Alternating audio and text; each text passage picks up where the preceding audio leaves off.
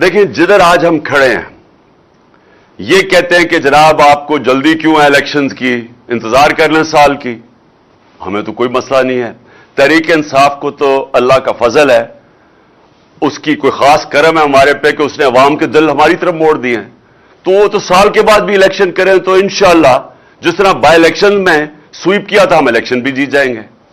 لیکن مجھے جو خطرہ 6 مہینے پہلے سے میں کہہ رہا ہوں, ہمارے ملک کو خطرہ ہے آج.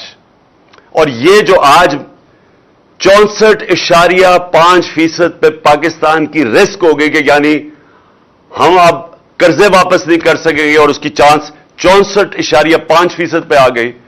اس کا مطلب کہ اگر ہم اب اس طرف جس طرف اب نکل گئے ہیں, پیسہ باہر سے اب آنا نہیں ہے. ہمارے پاس جو آمدنی تھی ایکسپورٹس بھی کم ہوتی جا رہی ہے, ریمیٹنسز بھی جس سے ڈالر آتے ہیں, انویسٹمنٹ آنی نہیں ہے, قرضے بھی نہیں آنے, انویسٹمنٹ بھی نہیں آنی. تو اب ہم یہ کیا کریں گے؟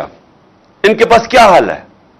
کیا وہ لوگوں کے پاس یہ ملکوں سے پیسے مانگتے جائیں گے؟ وہ تو یہ مانگے ہیں.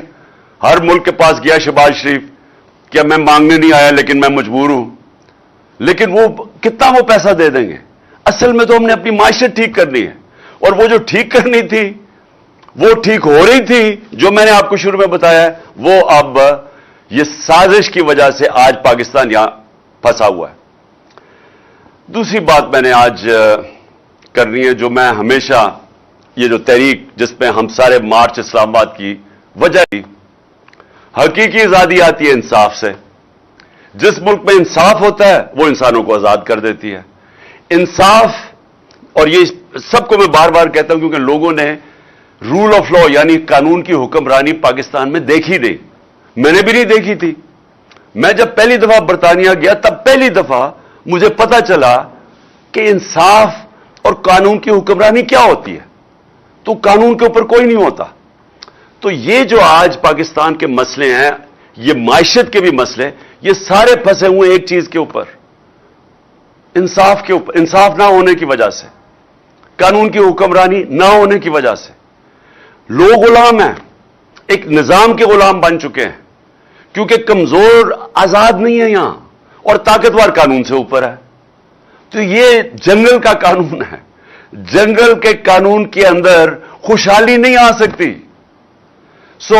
یہ جو میں آپ کو معیشت کے بتایا ہے, یہ اصل میں ہماری ملک میں خوشحالی معیشت تب ٹھیک ہوگی جب ہم اپنے انصاف کا نظام ٹھیک کریں گے.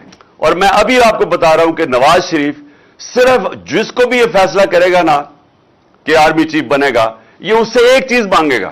یہ میں, کیونکہ میں اس کو 40 سال سے جانتا ہوں, میں اس کو اب سے نہیں, میں یہ جب جمخانہ میں اپنے امپائر کھڑے کر کے میچ کھیلتا تھا میں تب سے جانتا ہوں اس کو.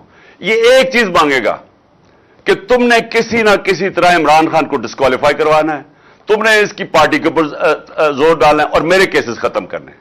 میں آج اب اس کو اور کوئی فکر نہیں ہے کہ یہ اس نے کوشش کرنی ہے کہ راستے سے کسی طرح عمران خان کو ہٹایا جائے, کیونکہ ہے بڑا بزدل آدمی, الیکشن سے بھاگ رہا ہے, ملک کو داؤ پہ رکھوایا ہوا ہے. الیکشن کے بغیر ملک آگے نہیں بڑھ سکتا.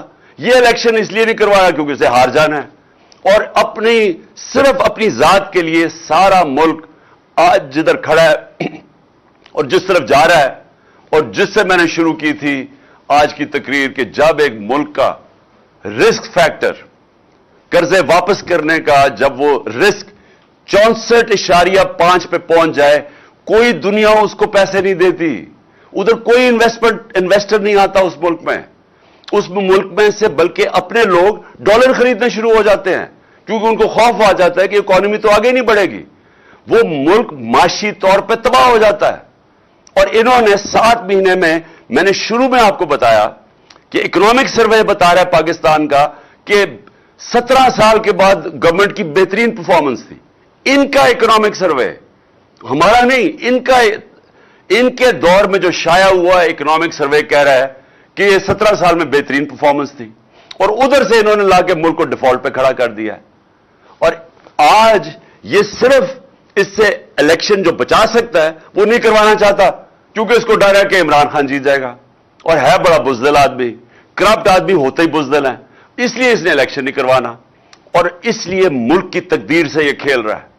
اور آج آپ کی جو ہماری مارچ ہے اس کا مقصد ہی یہ ہے کہ ہم اس ملک کو آزاد کرنا چاہتے ہیں ان چوروں سے, انصاف کے ذریعے انصاف کرنا چاہتے ہیں, آزاد کرنا چاہتے ہیں. اور اگر انصاف ہوتا یہ سارے آج جیلوں میں ہوتے, کسی کبھی بھی نہ ہوتا کہ اس طرح کے لوگ آج ملک کی مستقبل سے کھیل رہے ہوتے. اور انشاءاللہ ہماری جو یہ مارچ ہے, جب یہ پنڈی پہنچے گی اور عوام آئے گی پنڈی میں, تو سب کو ایک پیغام چلا جائے گا کہ باشعور قوم ہے, یہ اب ان چوروں کی غلامی نہیں